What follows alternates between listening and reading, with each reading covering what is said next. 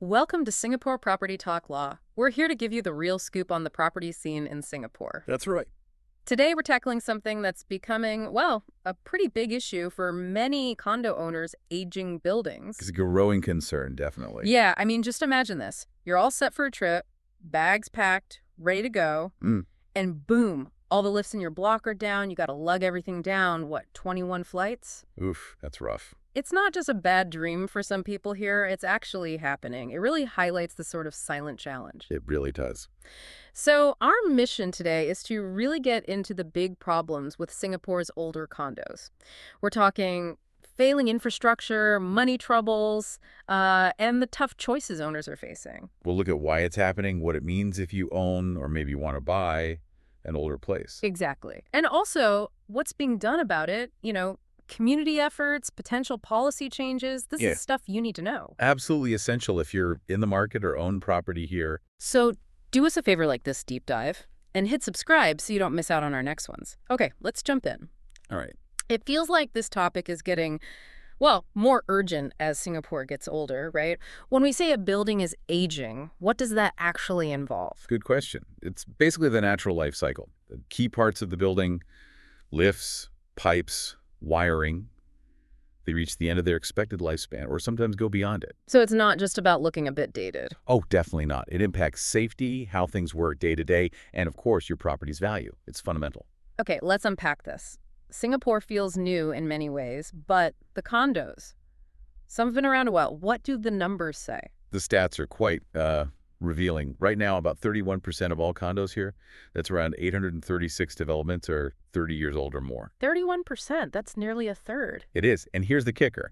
That number is set to jump pretty dramatically. We're projecting it could reach 1,160 developments by 2035. Wow. Yeah, and that's assuming no en bloc sales happen, which is, a variable. Right, so a huge increase is coming regardless. It signals a major shift in our housing landscape, really.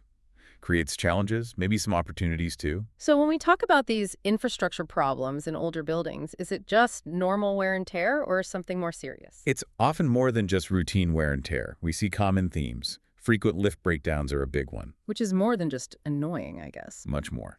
Lifts have a design life, maybe 20, 25 years. After that, getting parts gets tricky, reliability drops, and safety becomes a real concern. Okay, what else? Waterproofing failures, very common. This means leaks, persistent water damage, sometimes nasty mold growth in common areas or even inside units. Ugh, mold. Nobody wants that.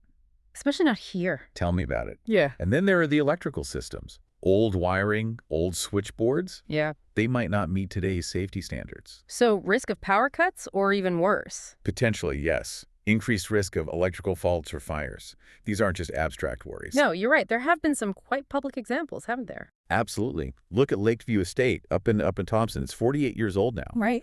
They're dealing with spalling concrete that's crumbling concrete water seepage in the car park, and this lift system where different lifts serve alternate floors, and apparently one is always breaking down. That sounds incredibly frustrating, especially for less mobile residents. Exactly. Yeah. And they need about $1.8 million just to replace the lifts, but their sinking fund, less than $1 million.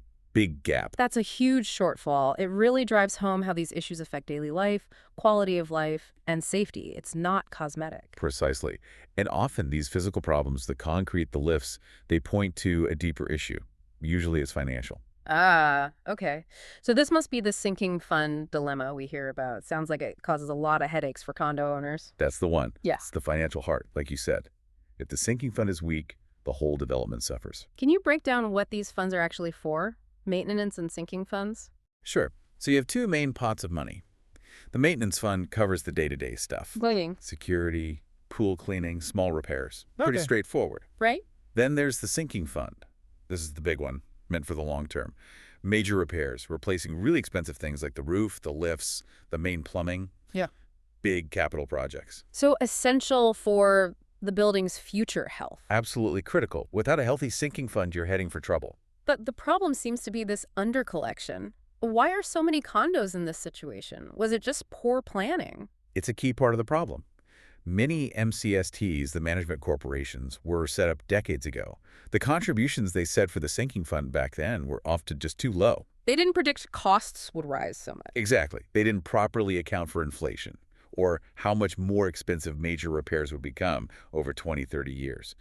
Plus, there's a mindset issue sometimes. What do you mean? Some residents see the sinking fund contribution as just a tax for some vague future event, not as an active investment in protecting their property's value.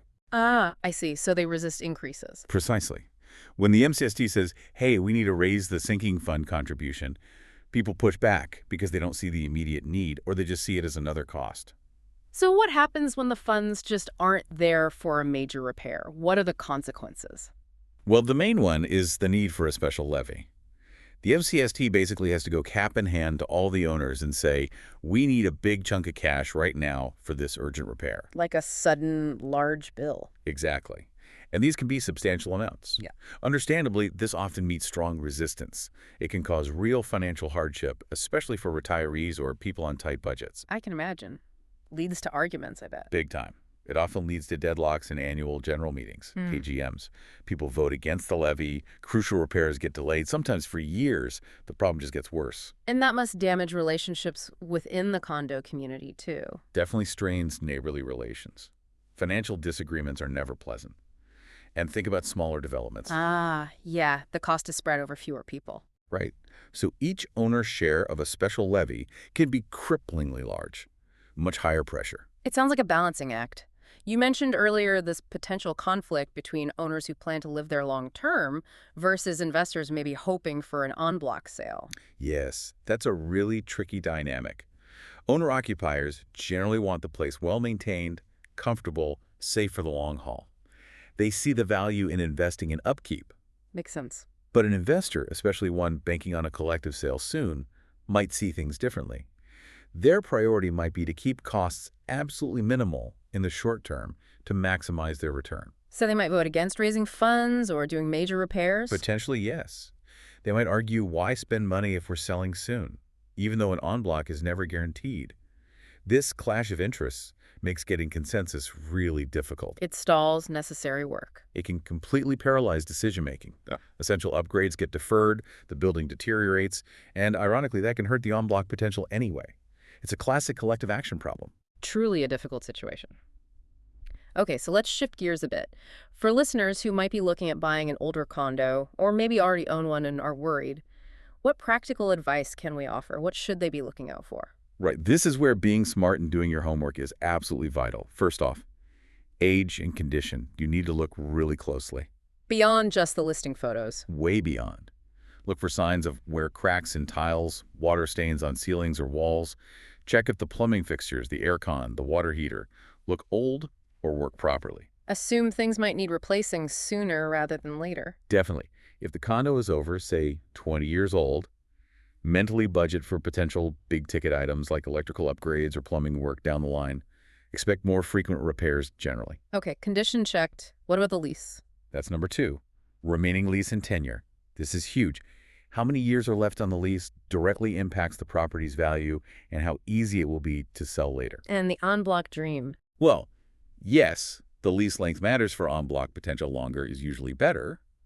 But, and this is a big but, successful en bloc sales are not that common. Fewer than 10% of older condos managed it in the last decade. So don't bank on it. Don't bank on it. It depends on so many factors. The market, developers' appetite, getting enough owners to agree. Look at Loyang Valley, still trying after multiple attempts, even with decent lease left. Mayor Park succeeded, but it's not the norm. Got it. Okay, number 3 must be the finances we just discussed. Absolutely. Maintenance and sinking fund. This requires proper due diligence. You must try to review the MCST's financial statements. What are the red flags? A history of very high maintenance fees, or worse, previous special levies. That screams underfunded sinking fund, or major problems brewing. Can you actually get this information as a buyer? By law, yes. If you express intent to buy, you have the right to ask about the sinking fund balance and request minutes from past AGMs. Now, getting them. It can be tricky. It can be. Sellers might not have kept copies. Some MCST offices might be reluctant, or things are just old paper files. But you have to persist. It's vital information. You're buying into a shared financial history. Good point. What else? Location. Of course. Number 4, location and amenities. Standard property checks, but still important. Proximity to MRT, buses, schools, shops, parks. The vibe of the place, too? Yeah, the neighborhood feel, safety, community spirit, and the condo's own security guards, CCTV, that sort of thing. And finally, anything about the future. Yes, number 5, future development plans. Check the URA master plan. Are there big construction projects coming nearby? New MRT lines, commercial hubs. Could be good or bad. Could be either. Might boost value, might mean years of construction noise and dust.